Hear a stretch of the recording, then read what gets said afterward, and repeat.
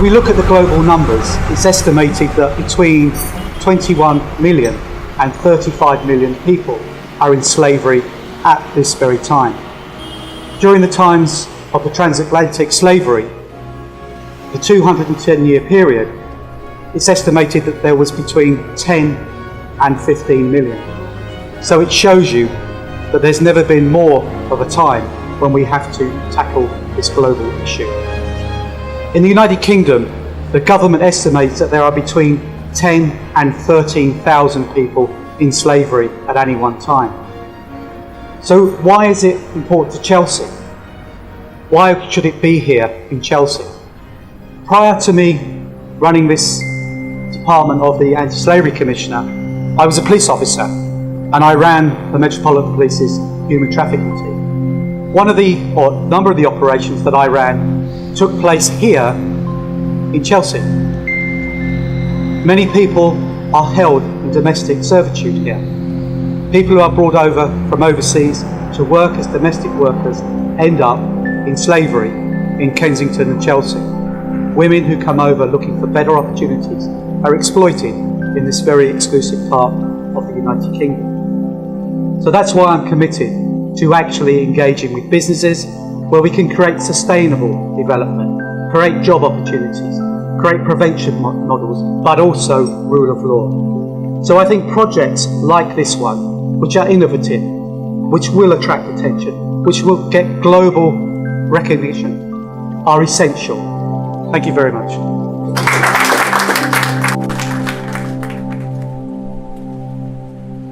So I thought it was really important that the garden is bright and cheerful because it's a celebration of the passing of the Modern Slavery Act, because after all that happened this year, 2015, and the British Parliament in passing that act said no to modern slavery. So I want it to be as colourful and celebratory as possible. And when I was thinking about modern slavery, I thought the thing that's different from old slavery 200 years ago is that it's hidden. We don't know that it's happening.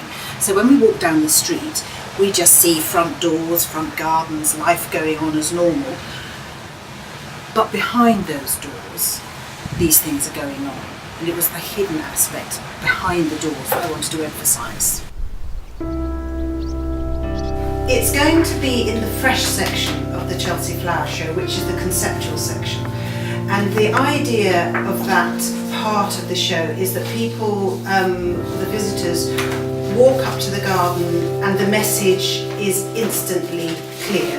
And so the idea of the garden is that it looks very bright and colourful from the outside, because of course people are there to enjoy themselves at the Chelsea Flower Show and want them to have a nice exhibit to look at. But then if they look into the centre of the garden, behind the doors, it's dark and black, and there's very little plant life. It's a bleak space. One of the few plants standing in that dark space is an oak tree, which represents William Wilberforce, who stood under an oak tree when he committed himself to ending slavery, and also the sort of constant, continuous presence of abolitionists through time, including today, standing in that dark space.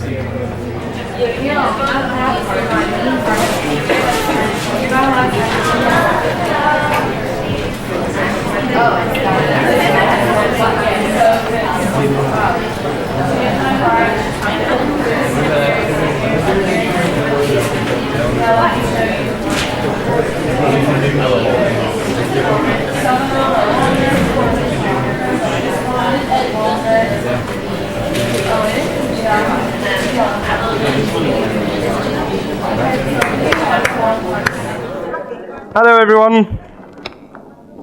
Hello. Just to welcome you all to the launch of the Modern Slavery Garden. Thank you so much for coming. Before I hand over to our speakers tonight, I wanted on behalf of the team to honour each one of you who is here, whether it's through advocacy or serving in the trenches. You're all committed to driving modern slavery from these shores and to dealing with the terrible damage that it causes. The Modern Slavery Garden is being created for the RHS Chelsea Flower Show 2016, the premier horticultural event in the world. But on behalf of our team, I want also to honour those individuals who really ploughed the furrows of this battle for years, including when there was very little public acknowledgement of their efforts. This garden stands on their shoulders. Additionally, each one of the organisations represented here tonight has played a hugely important role in taking the fight to this particular injustice. But our garden is ultimately about those people, some probably not so very far from us tonight, who endure a life of slavery right here, right now. It's all very British, being a garden. It reminds me of the WI, who campaign sort of one scone at a time to change society. We are going to be campaigning one garden at a time to change what's going on. Thank you very much. Thank you, Julia.